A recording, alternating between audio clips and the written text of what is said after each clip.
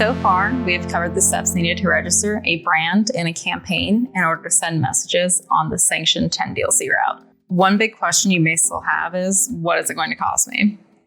I'll walk you through the steps you need to take in order to send a message and the costs associated with each step. First, I'll walk you through this process if you are registering as your own campaign service provider, and then the process if you are registering with Bandwidth. Step 1 is to contract with Campaign Registry as a campaign service provider. The one-time registration fee for that is $200. Step 2 is to register a brand. In this case, I'll register a standard brand of Emily's Coffee Shop. It's a one-time $4 fee. Step 3 is to register a campaign to go along with this brand. Here's where we run into some options. I can register this as a standard campaign with a $10 monthly charge, or I can register it as a low volume campaign with a $2 monthly charge. We covered the difference between these two in our last video. There is a new option for campaigns as well as a special rate for a few of the special use cases. We will be covering those either in a different video or in our support articles. Step 4 is associating a campaign ID to a telephone number.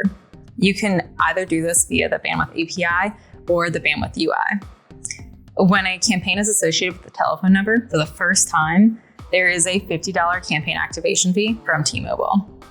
This will be applied again as a campaign migration fee. The campaign is moved from one connectivity partner or DCA to another. Right now, this fee is not yet live, and we will have a 30-day notice before it goes live. If a campaign is registered right now, then this fee will be waived and you can save some money. Step 5 is sending a message. It's the final step in determining the overall costs. With every message to a carrier, there will be the cost of both the message and the surcharge, with the surcharge varying based on the carrier the receiving phone number is with. Verizon is currently charging a .0025 per segment surcharge. T-Mobile is charging .003 per segment, both inbound and outbound. And AT&T has a variable surcharge between .002 and .004, depending on the class that is assigned to a campaign. If the message is an MMS message, then the same principal cost of message plus surcharge applies, but the surcharges are different. Now, if you're registering your brands and campaigns with Bandwidth, you will not have the $200 fee from the campaign registry, and you will need to talk to your account manager to determine the exact cost of registering a brand in a campaign. After that, steps 4 and 5 are the same. The campaign activation fee from T-Mobile will still apply, as well as the per message rate and the carrier surcharge rate.